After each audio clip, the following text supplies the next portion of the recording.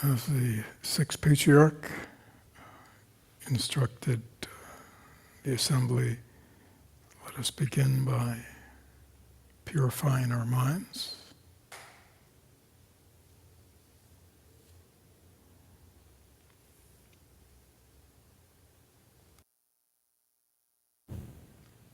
So when we receive the profound teachings of the Lotus Sutra, our minds are empty of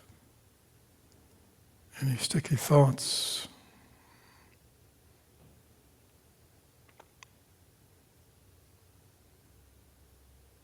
at ease, at peace, open, clear, awake. Let us purify our minds.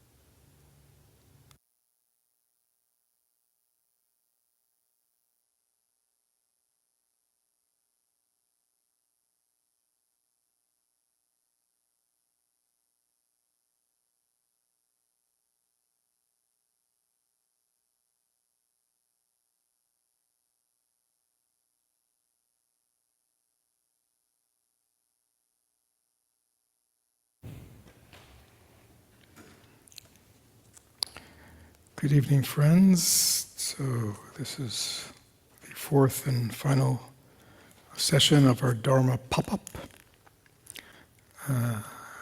This is our fourth class. We had two last week, dealing with the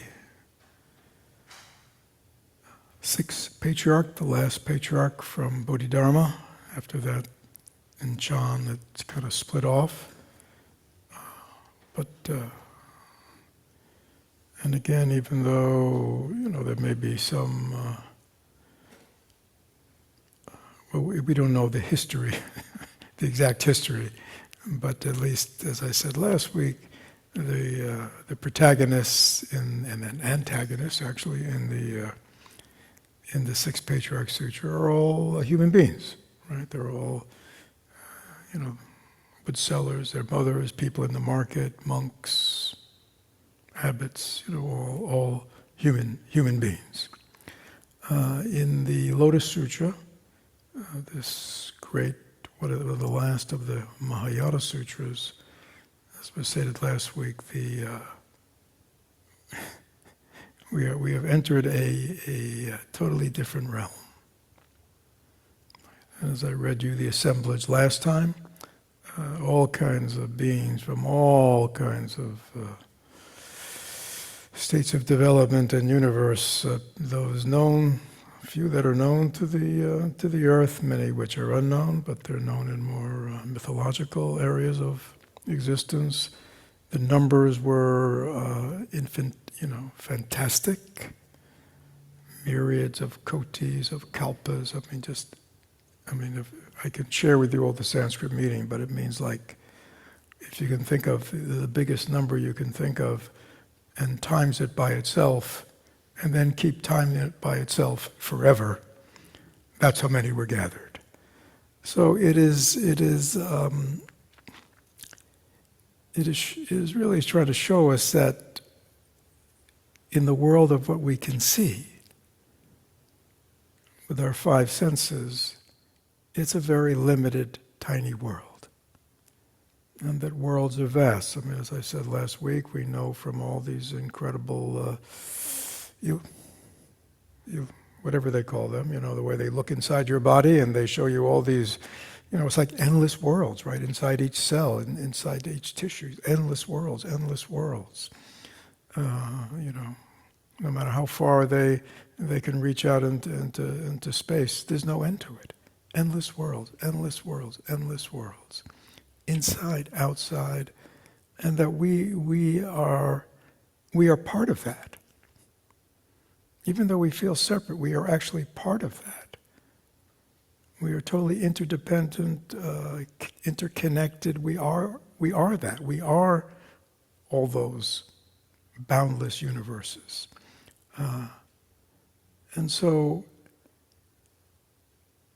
that's what it's by taking us to this other sitting, we are able to completely let go of our normal way of viewing things that are very narrow, self-oriented, sense-oriented, materially oriented world, and imagine really a boundless world of mind where anything is possible.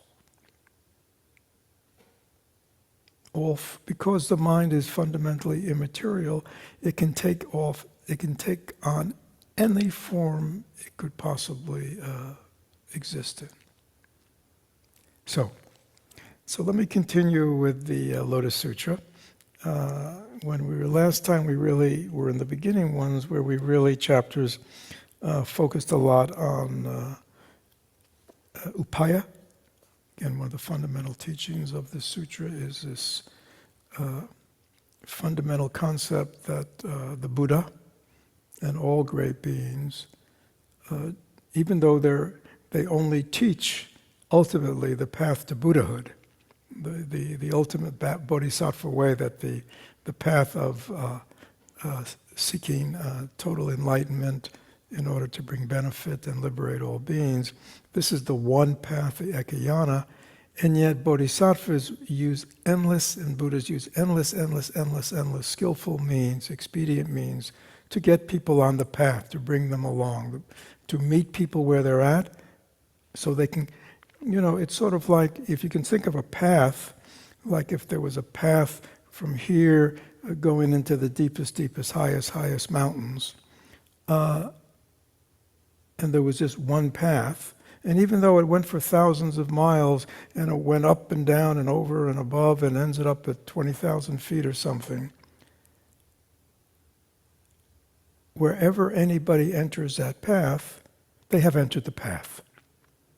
Right? So if somebody entered the path here in Tampa, at the beginning of the path, let's say, they're on the path. And if somebody enters it, at the foot of the mountain, they've entered the path. So we're all on the same path, but the entry level varies for beings. And so as I said, the teaching of expedient means is actually, and upaya, skillful means, actually in Buddhism means fundamentally compassion. Because the compassion of the enlightened ones is to liberate beings from their delusion, to wake them up out of their false identification and have them see that they are Buddhas, right? So this is the active manifestation of the Buddha's compassion is all the expedient ways he helps beings, meeting them where they're at, to bring them onto the path. And we talked about that last week. And we talked about, and that was the burning house. The seemingly poor man who had a precious jewel sewn in his coat, and he thought he was penniless, and yet he had this most precious jewel. And yet he wandered about thinking he was bereft of any kind of worth or value. Very much like us. Many people wander around with that sense of deficiency, and yet they are heirs to their enlightened mind.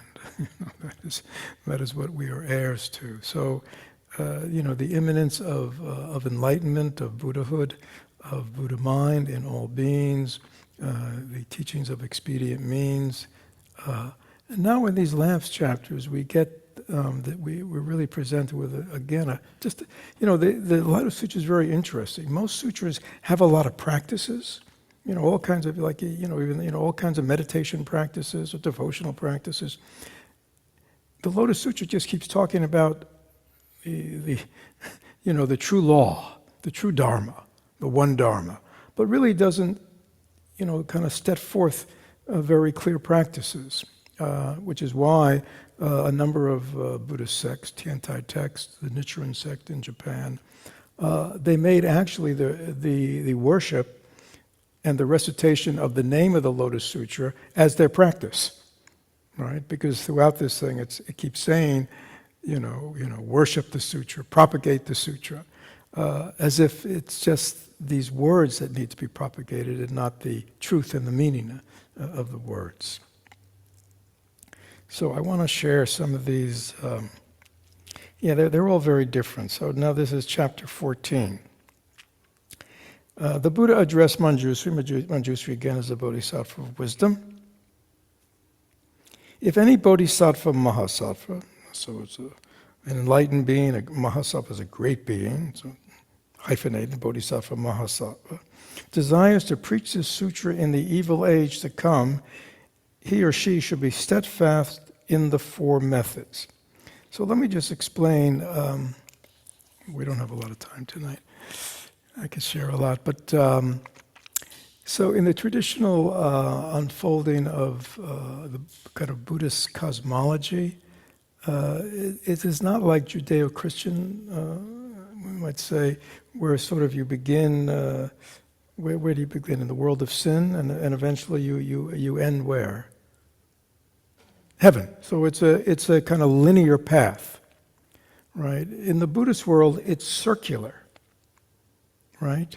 And so what was promulgated, and they really sort of took this from Indian cosmology, is that there are sort of these 5 stages, some are 3 stages that a world goes through, right? The height is when a Buddha appears. So the Buddha appeared 2,600 years ago. And then it was taught over these every 500-year period, so we're sort of coming to the end. And again, there's different numbers at different places. The world gets more gross, more evil. And I don't need to tell you, this is not a... just read the daily news and you can get a sense of what's going on in our world. So this is called a good translation of the age we're in. This is the age of dregs. I like that. There are a number of translations. You know, so what's a dreg? What are like the coffee dregs or what? The leftovers. So we're in the age of dregs. Like whatever goodness and wisdom, we're sort of like dealing with the leftovers. And it's interesting if you think about religion. The Buddha appeared 2,600 years ago. Christ appeared 2,000 years ago. Muhammad appeared.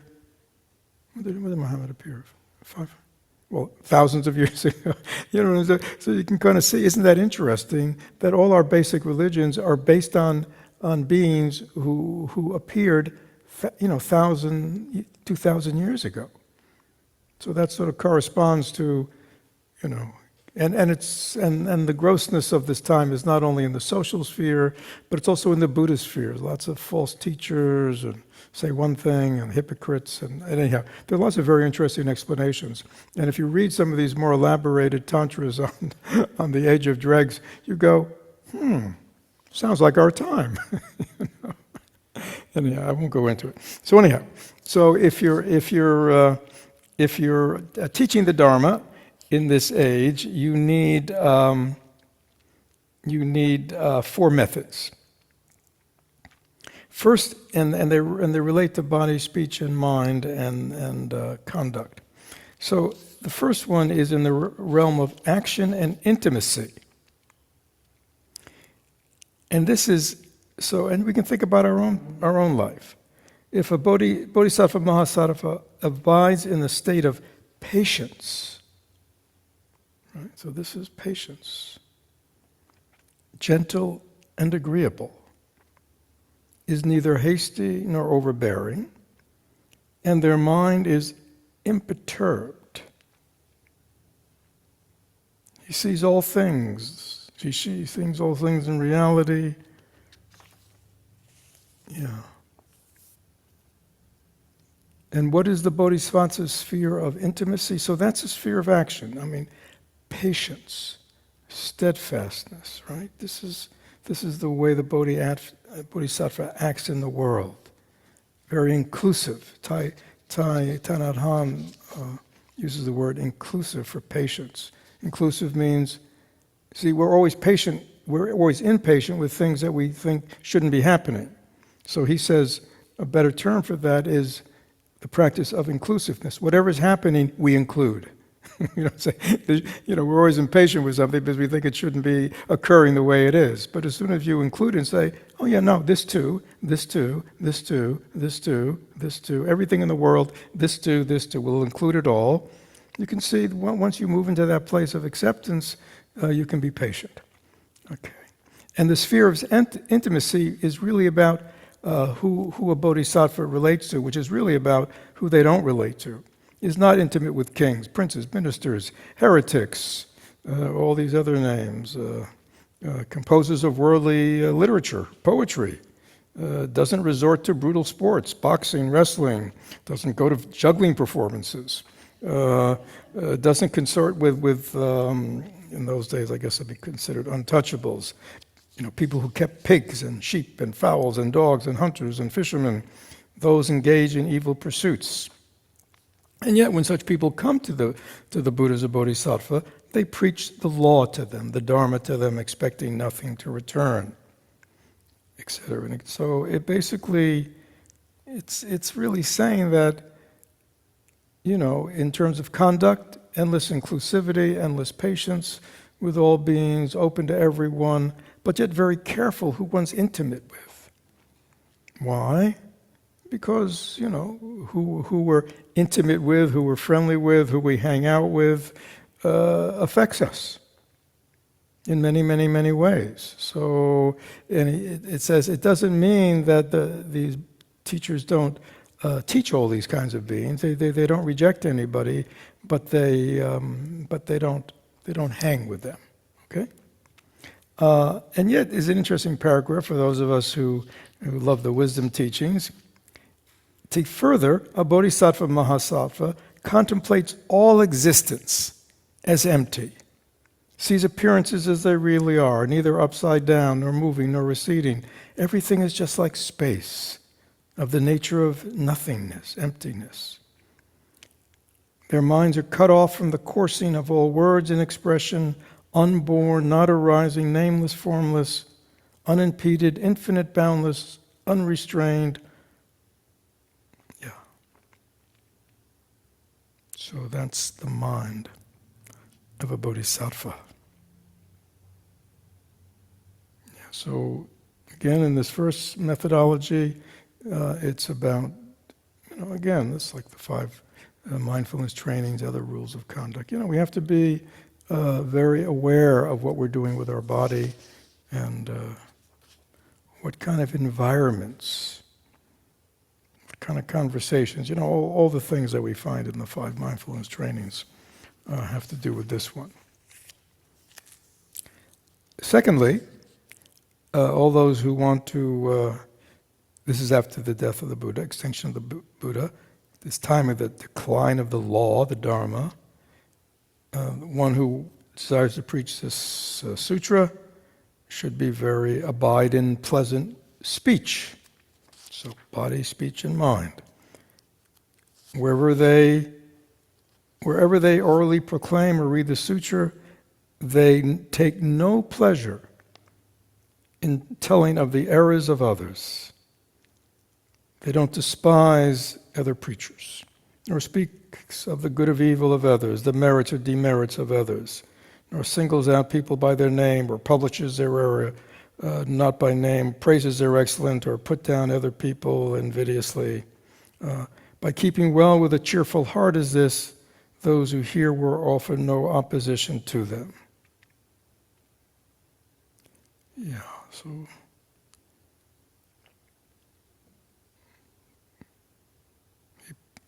they preach the mystic principle with a gentle countenance.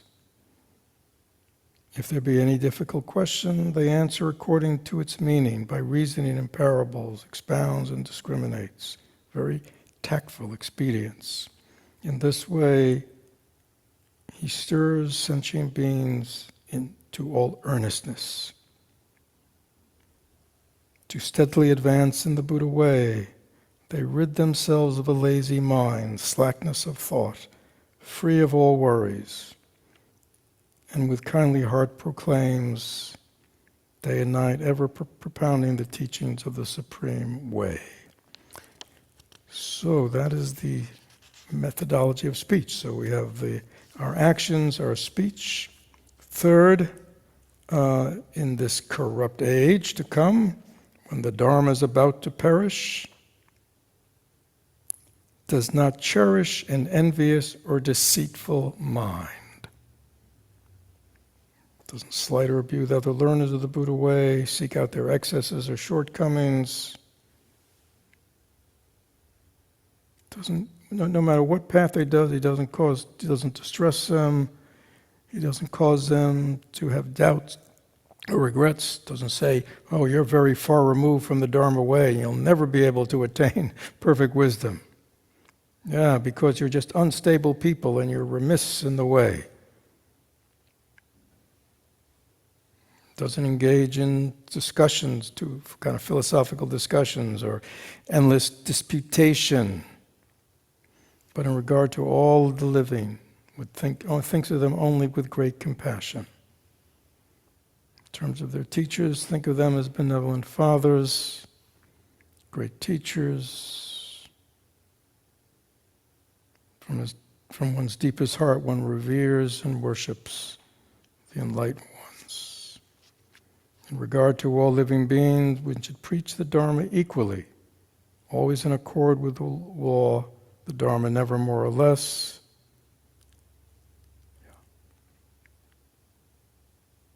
So that is the ministry of thought. You'll also, just reading, you will find good fellow students to read and recite this sutra with them. Great multitudes will come to hear. So, and then finally, in terms of the action, the fourth of these is beget a spirit of great charity. And great charity and great compassion, always reflecting, all these people have suffered great loss in their life. The Dharma preached and opportunity served by the expedient methods of the Buddha. They have neither been able to hear, nor know or apprehend, nor inquired, nor believe, or understood it. So therefore I vow that when I've attained perfect enlightenment, wherever I am by my transcendental powers and powers of wisdom, I shall lead them to abide in this law. So this is again, giving us the fundamental, we might say, the mind of somebody who's practicing the law, and it's the mind of the Bodhisattva. It's the mind that says, my purpose in life is to awaken, and once awakened, I will do everything I can to awaken others. Right? So this is what he's saying. This is we call this bodhicitta, right? The mind of awakening. He says this is really their one thought, right?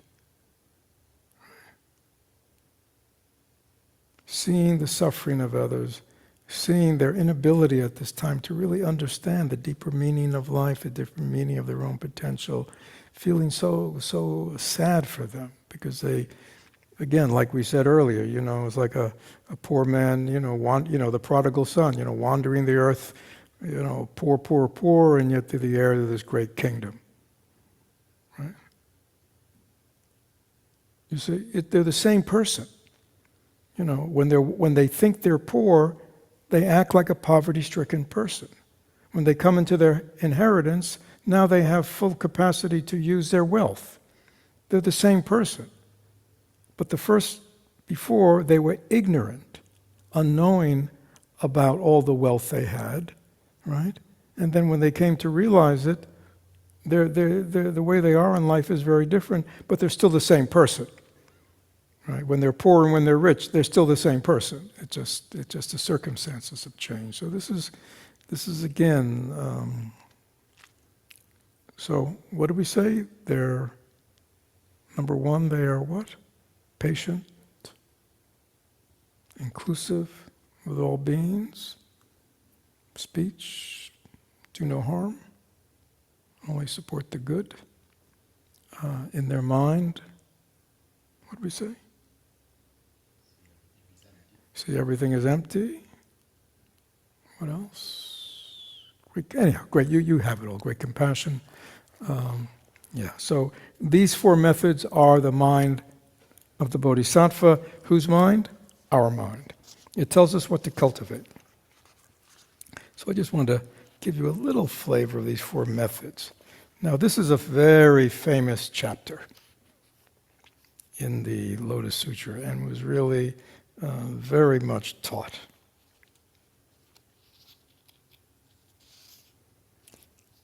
At that time, the Bodhisattva Mahasattvas, so all these great enlightened beings have come from all these other realms. There's like this vast movement of these great beings who've come, to the earthly plane to hear, to witness, the Buddha.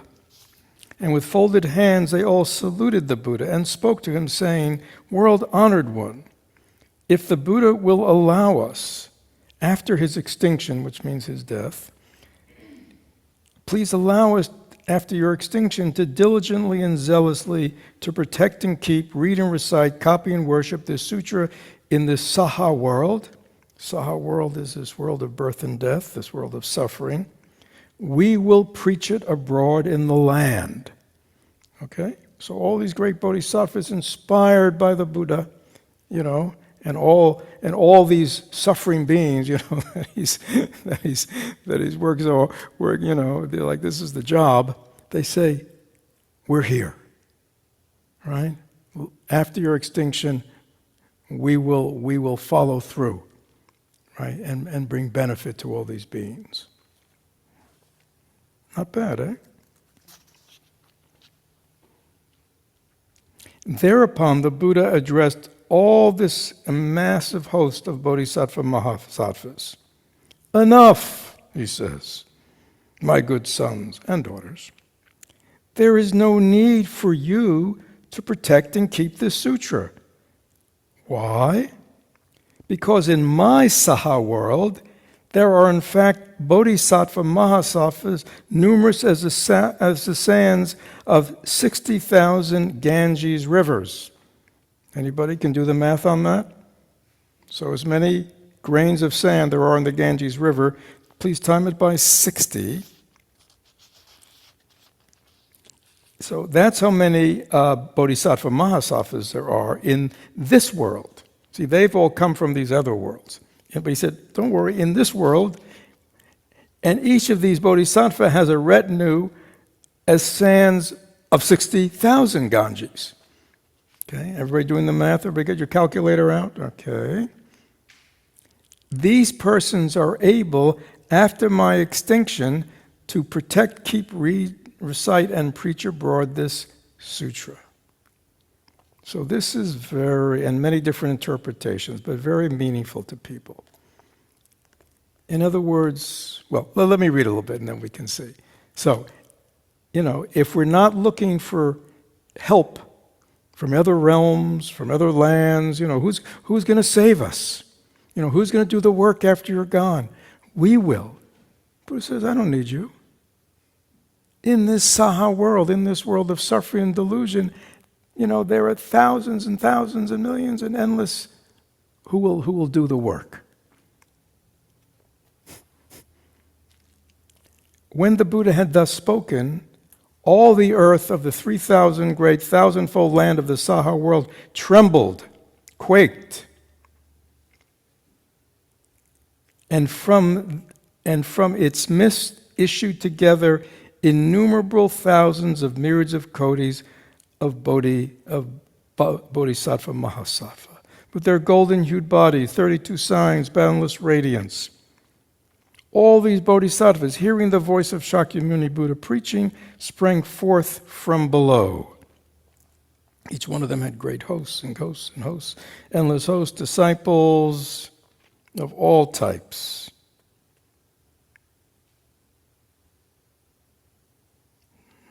The Buddha's up there kind of on the throne. So this is no longer Shakyamuni Buddha on Vulture Peak, the top of a mountain. He's up in Celestial Sphere City on this, magnificent throne and all that. So now they come out of the earth. All these bodhisattvas come out of the earth.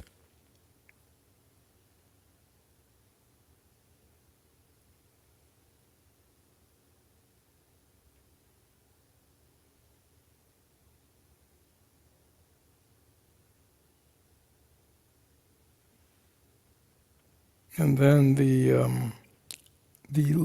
four great bodhisattvas, who were the leaders of this great host, bowed to the Buddha, asked about how's he doing? Are you at ease, with few ailments, few troubles? With all the instructing you've done of living beings, are you free from weariness? And are all the living readily accepting your teaching? So therefore do they cause the world-honored one not to get tired? And the Buddha, so the four great ones are asking really about this assemblage, like, these ones who've sprung from the earth. He's not really talking about us yet. He's saying, this assemblage, are they good students? They don't tire you out. So it is, my good sons. The Buddha is at ease with few ailments, few troubles. And these beings are easy to transform, and I am free from weariness. Why? Because For generations, they have constantly received my instructions, worshipped and honored former Buddhas, cultivating roots of goodness. All these beings, from first seeing me and hearing my preaching, received it, entered the Tathagata wisdom. They practice endless vehicles. They congratulate him. So, this is this is this great assemblage who sprung from the earth. He said, yeah, they're all, but you see, he's saying they've been, see, he's no longer the historical Buddha, you know. He said, no, they've been with me forever. I've been instructing them forever, over numerous lifetimes and lifetimes and lifetimes. I've been working with them. They have been developing themselves to get to this point. So it's this this vision of life. You know, it's like, what do they say? Energy never ends. What's that law? What's that? Thank you, Angie. Energy can neither be what? Energy is neither created nor destroyed. And therefore it is always what? It's just changing, taking new forms, making new forms. This is what he's saying. They have always been with me. You know, this is endless. All beings, their unfolding is endless. Their energy is endless. And we just have worked together lifetime after lifetime, cultivating all the enlightened qualities.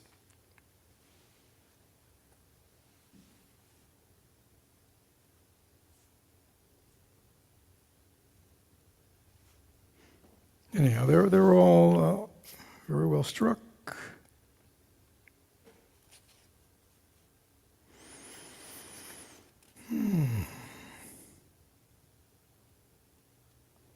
Know thou that all these great bodhisattvas from numberless kalpas have studied the Buddha wisdom. They are all my converts, whom I cause to desire the great way. These are my children.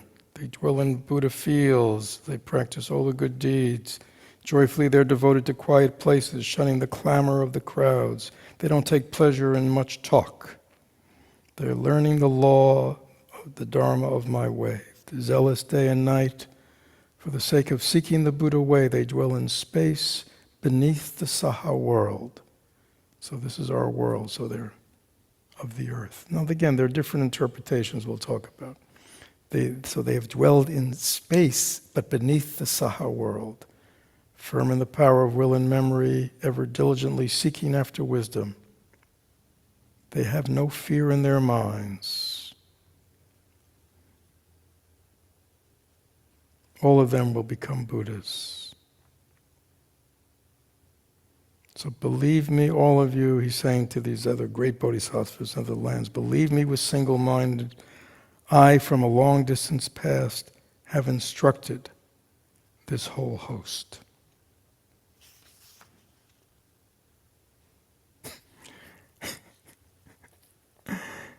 So they have a question now, you see. So they're going, hold on a second. They look at this great host springing from the earth, and they say, but hold on, you have been the Buddha. You know, you were born in Lumbini, you left home, you have a kind of, and they sort of say, you know, and yet you have this vast number of bodhisattva mahasattvas that you've trained.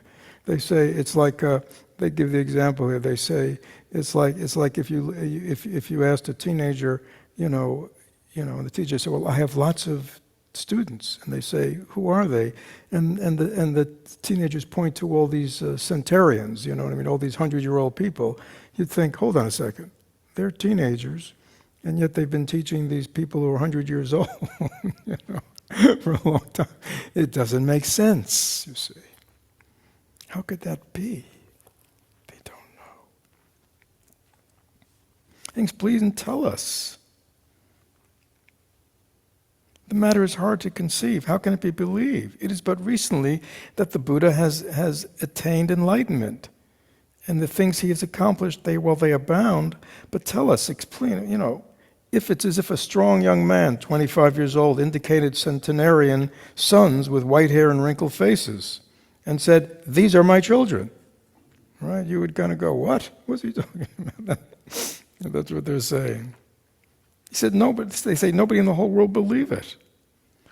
Well, so it's the same way with the Buddha, who very recently attained the way, enlightenment. And yet all these bodhisattvas, you say, are firm in will, dauntless, strong, and have been following you for innumerable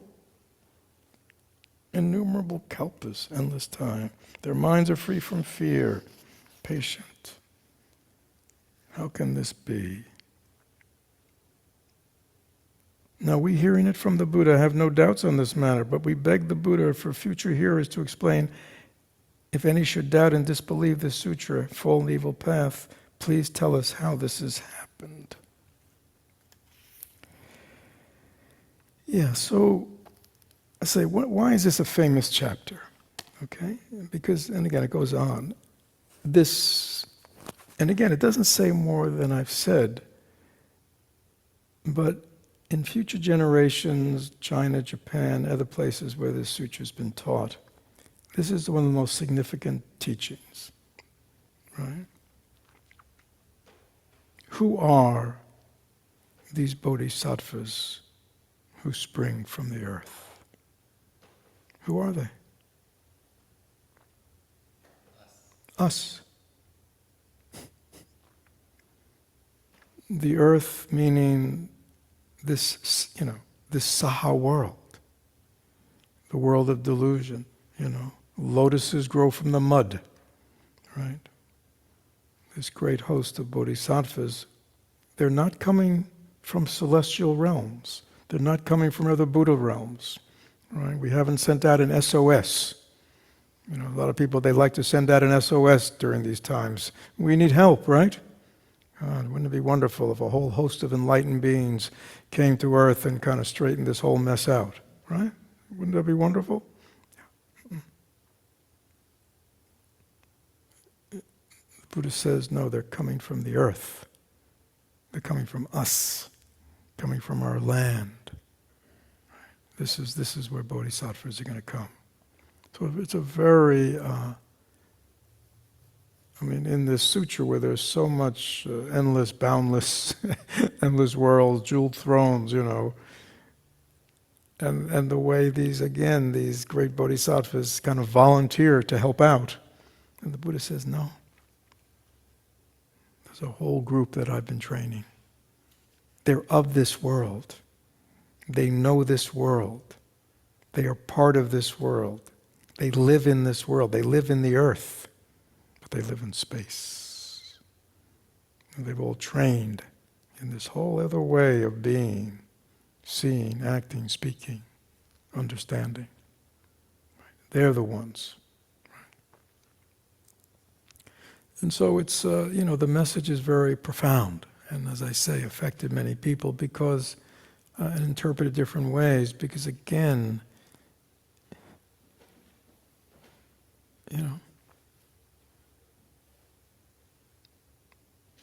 remember, one of the key teachings of the sutra is what? Everybody has the seed of Buddhahood within them. Right? And if that seed of Buddhahood is nurtured, right? Even if it's dormant and been dormant, it will come to life. And if it's, as the Buddha says, if you train and train and train, and train your body, speech, and mind, and so the manifestation of that seed can grow. We will be the ones who liberate this earth. It's a collective we, not this. And it's not like unique to Buddhism, but it means, yeah.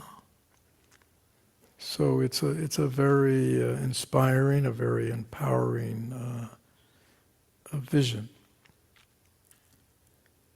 And again, this timelessness,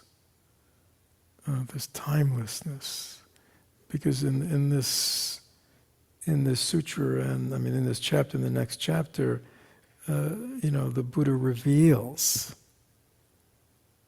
his manifestation is not bound by birth and death. Actually, I'll read you. He just makes a show of birth and death.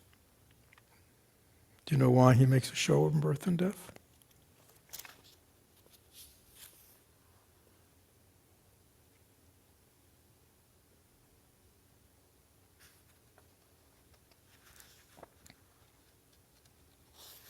And again, he goes through all the way he teaches and taught them. So he uses this example. So the Buddha gives all these examples. Again, you can read on your own. He's been expedient meaning all the way he helps.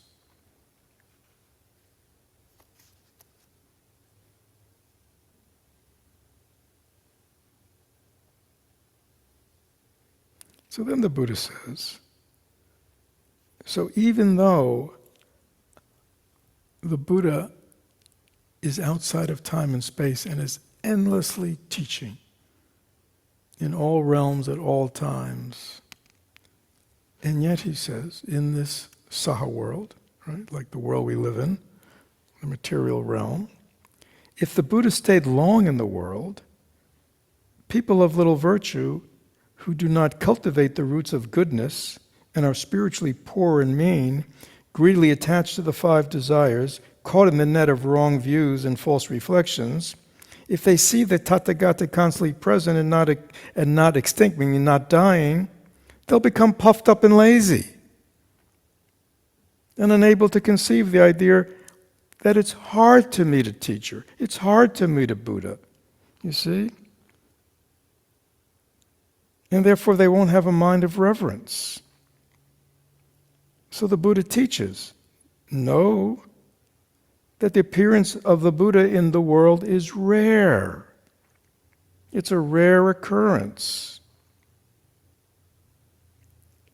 A true Buddha can really be seen.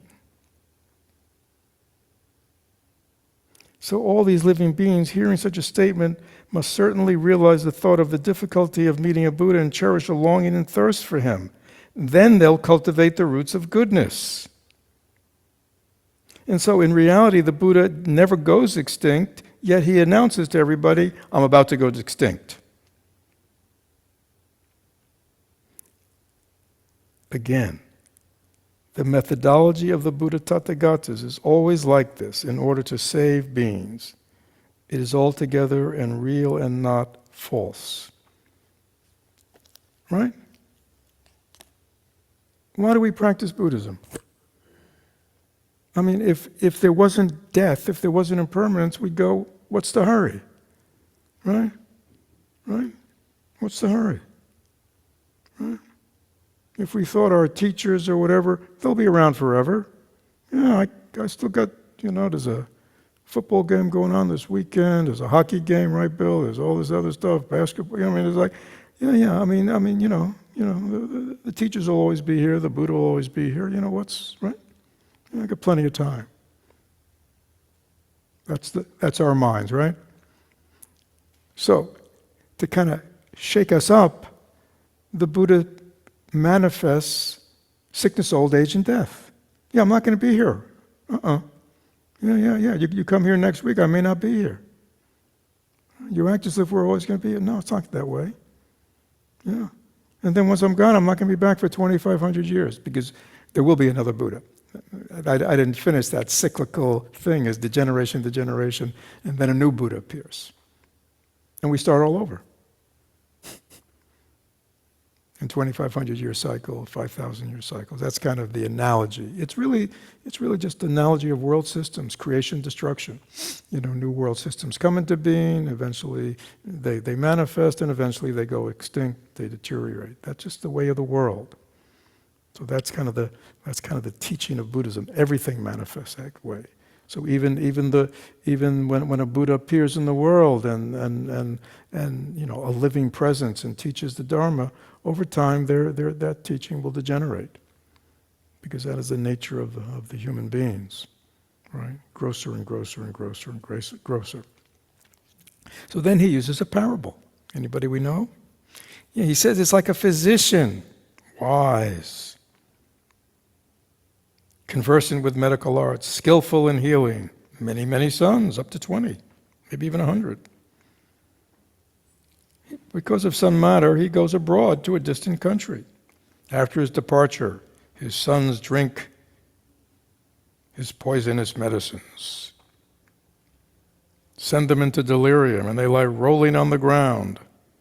Now when he comes back home, of the sons who've drank the poison, some have lost their senses, others are still sensible. But when they see their father approaching, they're all very happy and kneeling salute him. How good it is you've turned, we returned. We in our foolishness have mistakenly dosed ourselves with poison. Beg you, heal us and give us back our lives. The father, seeing his sons in such distress, in accordance with his prescription, seeks for the herbs that will restore them to perfect health. He says, take this medicine and all your distress will be ending, all your suffering will end. Now there are some among his children who are sensible. Take the medicine, take it immediately, recover from the illness. Right? So, the physician, the father is what? Is the Buddha. Right? And when he comes to deliver his medicine, his prescriptions, some of the sons, they take it. They're sensible. There are others who've lost their senses. And even though they're delighted to see their father and ask him to heal their illness, when he offers them the medicine, they're unwilling to take it. Why? Wherefore? Because the poison has entered them deeply. They've lost their senses. And even in regard to this medicine of excellent color and scent, they acknowledge that it is not good. Sound familiar? Yeah. Right? There are many people who hear the Buddha's teaching, who receive the teachings, who know the practices, and yet what? They don't do it. They don't take the medicine, right? Right? The doctor prescribed them, gave them prescription. The medicine might even be in their, bathroom cabinet, medicine cabinet. Yet they don't take it. But they take it now and then. Right? That's what he's saying. So many of us, even though, we may have been convinced that these Dharma teachings are sensible, they work, they've liberated people for thousands of years, we know we should take them, and yet we don't. Because we really don't believe we can get well or really don't want to get well yet. He says, why is that? Because the poison has entered them deeply. They've lost their senses. They really don't understand how good this medicine is for them. So the father reflects, for these children of mine, even though their minds are unbalanced, they're afflicted by the poison, they're unwilling to take the medicine. So he says, I got to come up with a plan, an expedient means to get them to take the medicine. Then he says to them, I'm getting old. This is my own language. Getting old, worn out. Time of my death is almost here. Okay, I'm leaving you the medicine. You can take it. And have no fear, you will get better. And then he departs for another country. And he sends back word, your father has died.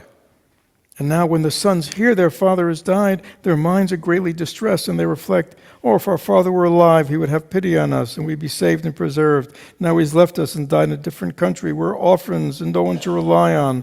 And they grieve, and in their grief, all of a sudden they what? They come to their senses. Take the medicine, and their poisoning is relieved. Father, hearing that his children have recovered, returns and sees them all. Again, this physician says, have I lied to you? Children, when they see him, no. Yeah, so this is again one of those analogies of the Buddha. The Buddha is a great physician. How do you wake beings up, right? That's really what this is about. How do you wake beings up? How do you get them to take the medicine? So the Buddha says, well, I'll just manifest that I'm dead. And maybe when they hear, oh, my father was here all that time, and he was so good to us, and he was always offering us things, and he was always doing things for us, and encouraging us to take this medicine, and we never listened to him because we were always, too preoccupied. But now he's dead, and we feel terrible. Yeah. We, all of a sudden we wake up and we say, yeah. We should take the medicine. We should do what he said. So now they take the medicine.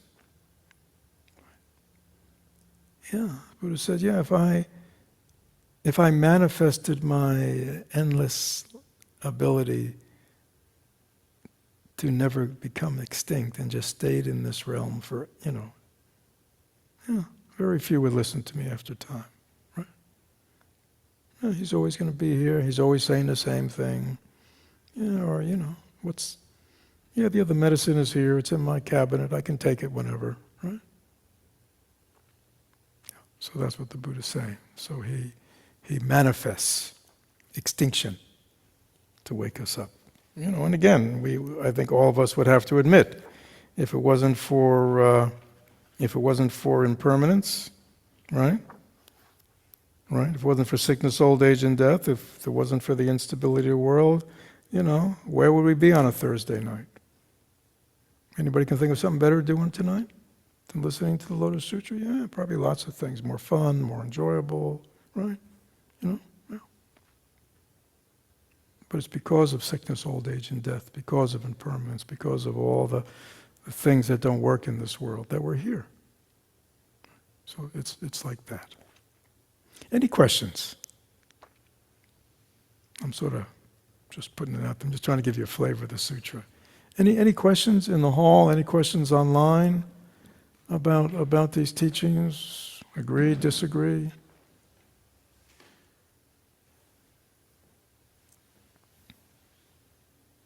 Helpful hearing them? Meaningless?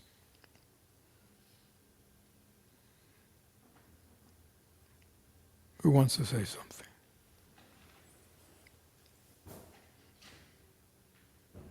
Why don't you say something, Brian, since you're holding the mic? I think it's wonderful. I mean, like you said, Tuesday night, it's hearing it through parables and... Hearing it through what? Through parables or stories. Mm-hmm. It just sinks in a different way. That it's... it makes it so obvious and clear without having to figure it out or anything like that. Yeah. Bill, you want to say something? I see Bill, you got a... Anybody online want to say anything? Not yet. Okay, it's okay. No, thank you, Fred. Actually, I was just kind of laughing because as you were going, especially that last part, as you were going through, if it weren't for the impermanence and Thursday night and, the medicine in the cabinet, the whole bit, my first thought was those people, and I'm those people. Yeah, That's yeah. me. Mm-hmm. That's exactly how it would be for me. Yeah. And I like to think that I'm better than that. No, I'm altruistic, and this is what I want. It's not true. It's not true. So it's just, it's good to hear it this way, because it's living. It's real, and if I'm not careful, I can just let my mind lie to me. And if I don't look, I gotta, have it kind of tightened up a little bit. Somebody grab me by the collar and go, no, you're the one. Yeah. It's not them, it's you.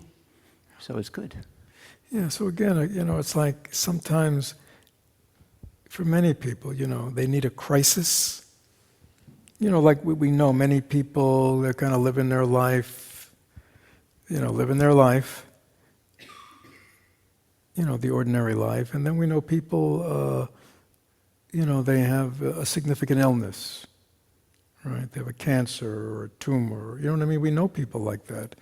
And if if they're able to get through it, or people who have near-death experiences, we know that it's, many people who've had significant cancer and have gone through significant treatment report and say afterwards, and I'm sure you know people like this, it was the best thing that ever happened to me. It woke me up. What's important in life?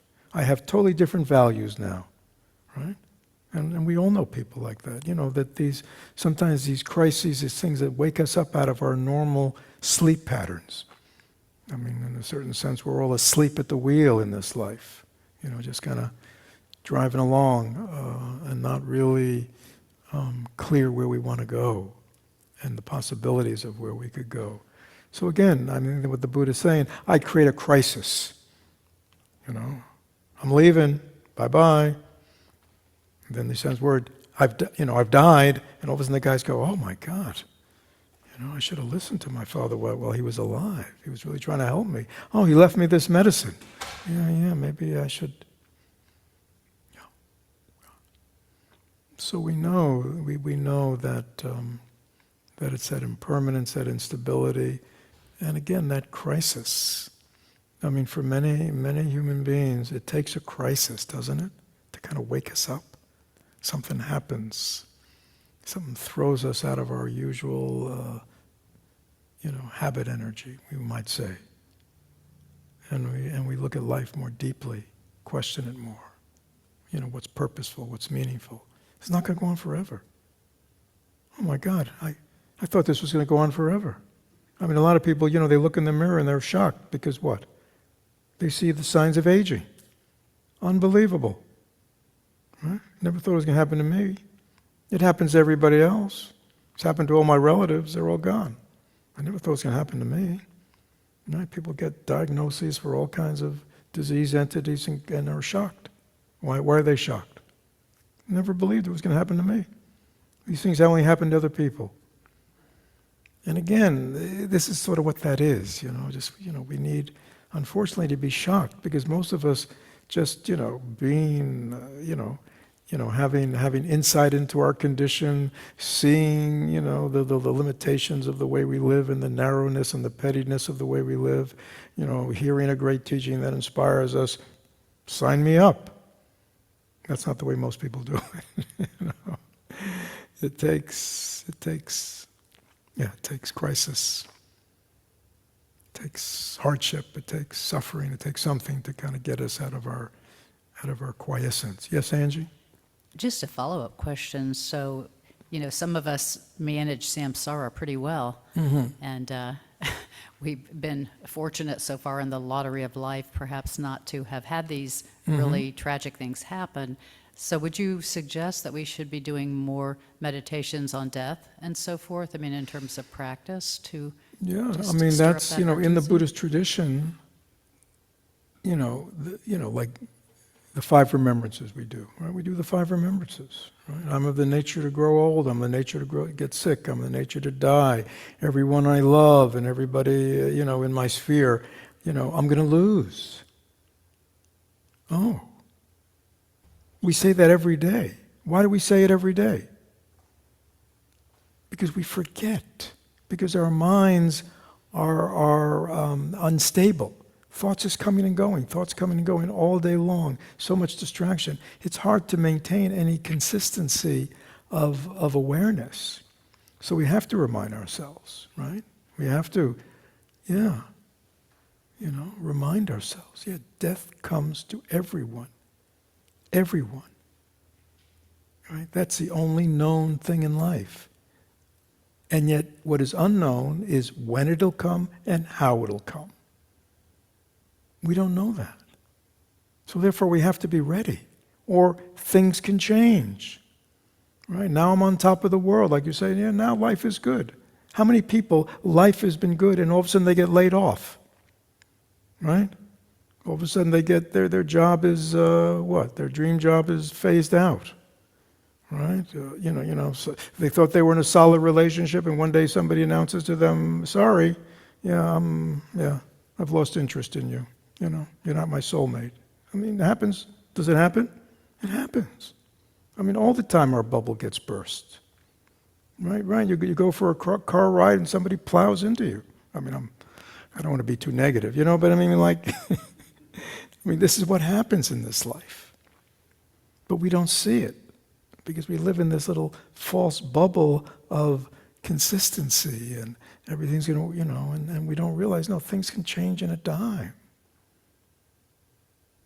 Right? I mean, there are many people, people on the right, when the Democrats were in power, thought it was the end of the world, Now that the right's in power, the people on the left think it's the end of the world, it just keeps going on and on until we wake up and begin to see what's really going on here in this world. The Buddha, remember? The house is on fire. What's the house on fire with? Impermanence, instability. Everything's changing, no stability. Right? You think there's stability in your body, in your health, in your relationships, in the life of others. You think there's stability in economics, in government, and politics. And you just see. It can change in a dime. Right? Isn't that what we see? Changes in a dime. And we're shocked. Unbelievable. But this is always the way it's been. This is the reality. There's nothing, because everything is produced by causes and conditions. And causes and conditions are endlessly changing, and new effects produce new outcomes. Endlessly, new variables are entering. Right? But who looks that deeply into life, you see? Most people on their own don't look that deeply. So we need teachers or people to point it out to us. So that's why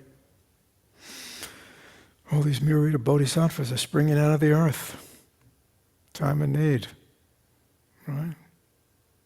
Come help sentient beings. Show them that there's another way.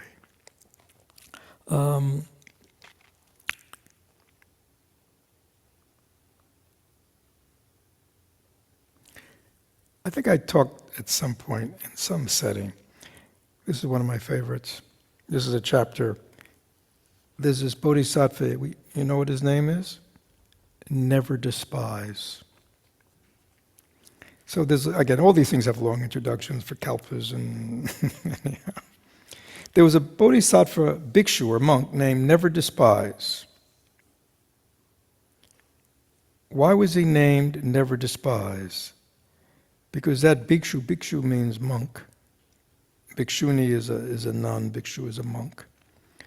Because that bhikshu paid respect to and commended everybody whom he saw, whoever they were, ordained, not ordained, lay people, whatever. To everybody he met, he said, I deeply revere you. I dare not slight and condemn you. Why? Because you all walk in the bodhisattva way and are to become Buddhas. This was his practice. Right? To everyone, he would not despise anyone. He would not look down on anyone. It says here, here it says, and this bhikshu did not devote himself to reading, reciting the sutras, only to pay respect to sentient beings. Wherever he saw anyone, even from afar, he would go up to them and pay respect to them, commending them, saying, I dare not slight you, because you are all to become Buddhas. Right? So, this is instructive. We're going to go, oh, that's what a wonderful mind that is. Now, among the groups of people that he would greet this way, there were those who became irritated with him, angry with him, and muddy-minded reviled and abused him, saying, where did this ignorant monk come from, who takes himself so seriously to say, I do not slight you, and who dares to predict that we're all going to become Buddhas? Who the hell does he? That's my own. Who does he think he is? We don't need anybody predicting what we're going to become. Mm-hmm. So he passed many years being consistently reviled made fun of, right? I mean, if there was somebody who was going up and down Nebraska Avenue or were in your neighborhood, just all they do is walk around and say, I bow to you, Buddha to be. I deeply respect you. People would, after a time, think what? Yeah, who's this crazy guy? Yeah, he's kind of harmless, right? But he's crazy. Or some people would really be irritated with him. It's like that.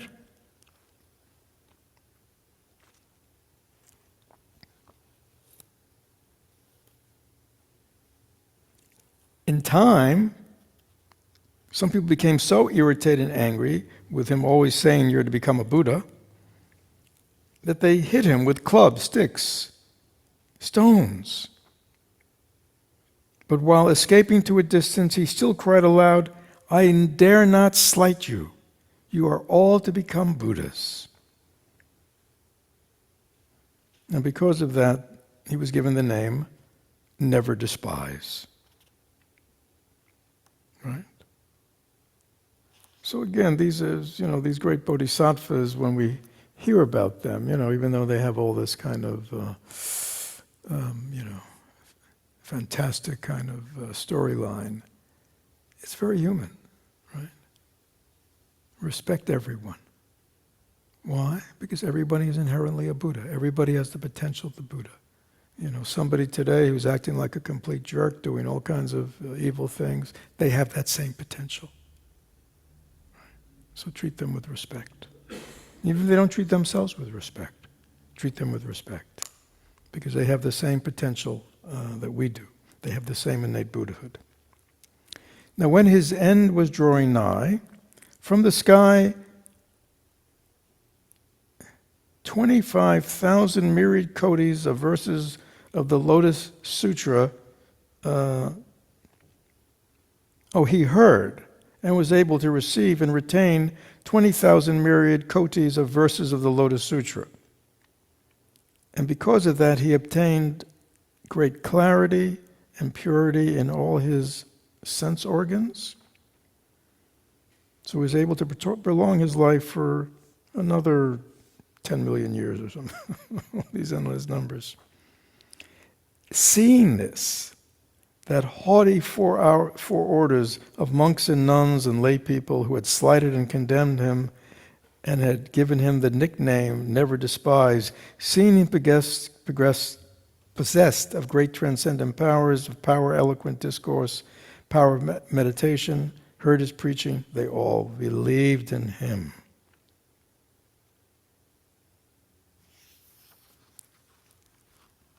Great inspiration, never despise.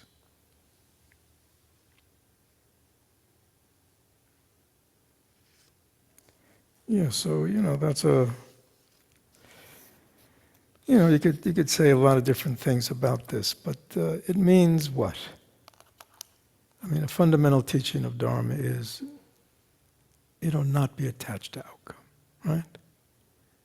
We're good for, what do we say? Be good for goodness' sake, right? Not because you have some idea that you're a good person, not because you want people to see you're a good person, not because you want to be noted, because you want to be famous, because you want to be written up, because, of all social, applause. You know who you are and you live your life. And how the world responds to you is immaterial. Right? That's the lesson here. Yeah. That was his practice. Bow to everyone. Don't say an unkind word to everyone.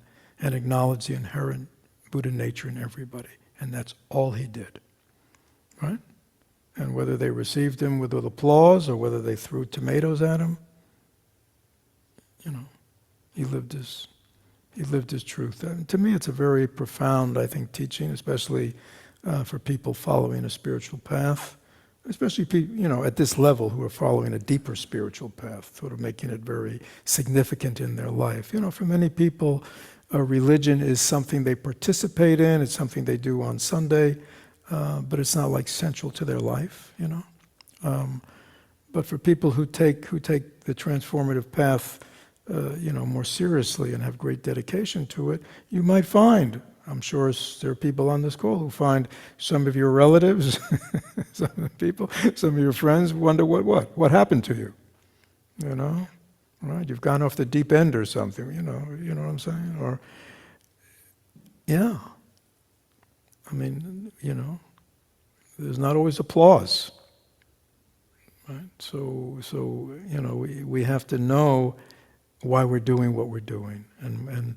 the meaning of what we're doing for ourselves, our aspiration to be of benefit to others, and you know, be steadfast in the path. I think that's a lesson. I mean, he's a wonderful fanatic. Yeah. It's wonderful to have fanatics like this, right? Because they inspire us. I mean, look, he was fearless, right? He didn't care what people said back to him, how they treated him. He treated everybody with a deep bow and respect. Yeah. Not easy, eh? It keeps going out, Brian. Yeah. So that's Bodhisattva never despise. I just want to share one more before we end. And this is one we probably know. She is actually in the back of the hall. Avalokiteshvara, the one who hears the cry of the world, the great Bodhisattva. Yeah, so Avalokiteshvara, the one who hears the cry of the world, is considered the Bodhisattva of great compassion, the great heart. So this chapter of the Lotus Sutra is devoted to Avalokiteshvara. Avalokiteshvara, really these bodhisattvas, even though traditionally because of linguistics, you know, we're called he, they're really, I don't know if you could say asexual. I don't know if that's the word, you know, but they're really like they're just humans, you know, kind of he, she, they're just humans. But traditionally they're seen as he's, but that's not really the case. But I was going to say, Avalokiteshvara, actually, when the Bodhisattva began to be very well revered, worshipped even, and taught in China and Japan, and became female. So it's called, like in Chinese, Kuan Yin. In Vietnam they call Quan Te Am, so it becomes a woman because it's the embodiment of compassion. Anyhow, so at that time the Bodhisattva, infinite thought, rose from his seat, baring his right shoulder, folding his hands. So the Buddha said, "World-honored one, for what reason is the Bodhisattva of Avalokiteshvara named the one who hears the cries of the world?" And the Buddha says, "If there be countless 100,000 myriads of kotis of living beings suffering from pain and distress who hear of this Bodhisattva, the one who hears the cries of the world, and with all their mind call upon their name, that Bodhisattva, the one who hears the cries of the world, will instantly regard their cries, and all of them will be delivered." And this actually chapter in East Asian Buddha, China, Japan, would be often a standalone, right? And many people, actually it became sort of the religious thing that people would, like Om Mani Padme Hum, right? You hear that? Om Mani Padme Hum is the mantra of Avalokiteshvara. I mean, and it's in all the, it's a little different, but and people would be reciting that. And kind of, there are two ways of seeing it. One is you sing this is great Bodhisattva, and you're actually calling upon them to manifest themselves to save you. Or else, at a deeper level, you understand that all of us innately, within our mind, have this power of responding to the cries of the world, the cries of our own cries, our own suffering. And so you basically find that place within yourself to respond to your own suffering and the suffering of others. Because we all have that innate capacity. We all have that good heart. And we actually all have, I think the reason that people are so out of touch with their own suffering, well, it's because they're so out of touch with their own suffering. And they're unwilling to be totally open and present to it and ask themselves, what do I need to do to end my suffering? See, I don't think it's a great mystery to people if they stop and really touch that place in themselves, because many people are very good at giving advice to others. Have you noticed that? So we have friends, they're suffering, they're messed up about this or that, and we are what? We're full of what? Great wisdom, right? Great advice, great counsel. I mean, they don't take it.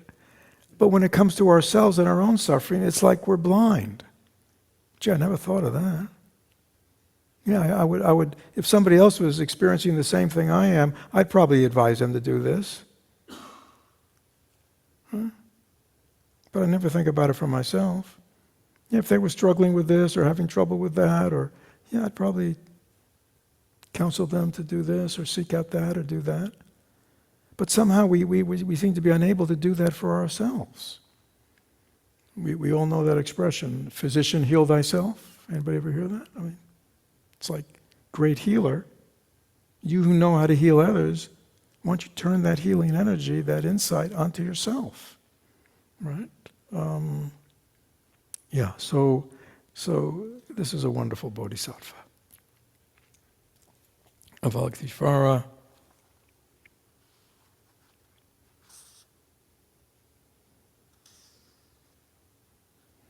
The Buddha, and so it goes on for pages and pillars. It's like any kind of problem you have, any kind of robbers, you're in chains, you're in a deadly fire, just call upon the Avalokiteshvara and you will be, you will find the way out of it. If you desire a child that will pay homage, anyhow, you go on and on and on. Again, it became very kind of religious in prayer, just like people pray to Mother Mary or something, other kind of religious figures, but it really has a deeper meaning. It's about our own minds. All these bodhisattvas, never despise. We all have these capacities within us, but oftentimes we need external images or external teachers to awaken us, to go, oh yeah, that's it. So the Bodhisattva Infinite Thought said to the Buddha, how is it that the Bodhisattva, the one who hears the cries of the world, wanders in our world? How does he teach? What is his or her tactfulness? And then it's very interesting. The Buddha says, if there is somebody in any realm that seeks to be saved in the body of the Buddha, I'll just use the name of Avalokiteshvara, that's the one who hears the cries of the world, the suffering of the world. In that case, Avalokiteshvara will appear as a Buddha and preach the Dharma to them. To those who want to be saved by a monk, by a Shravaka, he'll appear like that. To those who want to be saved in the body of Brahma, that was one of the Hindu gods, he'll appear as a Brahmin and teach them the law. In form of this one, he keeps going through all of that. If somebody wants to be saved in the body of a divine general, he'll appear at a divine general and appear them the Lord. Somebody wants to be saved by a minor king, he'll appear like that. By an elder, he'll appear like that. If they want to be saved in the body of a citizen, he'll appear as a citizen. By a minister, he'll take whatever body is needed. To those who must be saved in the body of the wife of an elder or a minister, he appears as a woman and preaches the Dharma to them. If they must be saved by a youth or a maiden, they'll appear as a youth or maiden. If they want to be appeared by the garden of a dragon, blah, blah, blah, blah, blah, blah, blah, blah, blah, blah.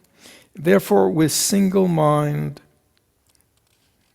pay homage.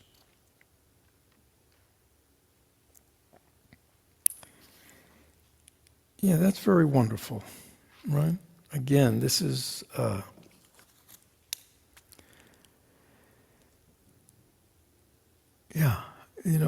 it's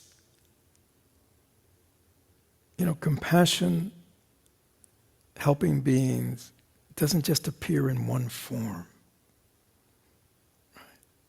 It doesn't appear in one way. It is endlessly creative, and it endlessly takes form in a manner that the person who is suffering will respond. I mean, it is said in the Bodhisattva text, to those who are starving, the Bodhisattvas appear as food. To those who are thirsty, the Bodhisattvas will appear as drink. You see. To those who are sick, the Bodhisattvas will appear as medicine. You see. So, in other words, however beings need help, but most importantly, however they will respond to somebody being helped, we take that form. So, in a certain way, a bodhisattva is not a chameleon, like it's doing it because wants to fit in. Some people are like social chameleons. They want to fit in. They want to be liked. They want to be noticed. They're like social chameleons. They take on the coloration of where they're in. But this is not that. This is very conscious and deliberate. A bodhisattva will take on any form, any attitude, so it can make a connection with beings to help them. Creative. We don't talk down. Right? We meet people at their level, talk in their vernacular, use parables and stories and language that they can relate to. Right? So this is the Bodhisattva Bhaktisvara, again, our own capacity to ultimately be of benefit.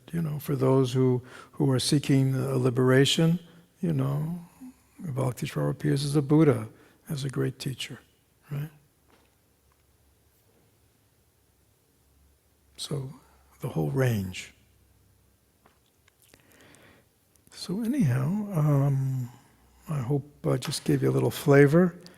So when you approach if you ever want to approach the sutras on your own, they won't be so intimidating. Again, I do recommend you find commentaries or a guide. I said that Thich Nhat Hanh, today's the anniversary of his death, as we celebrated last Sunday.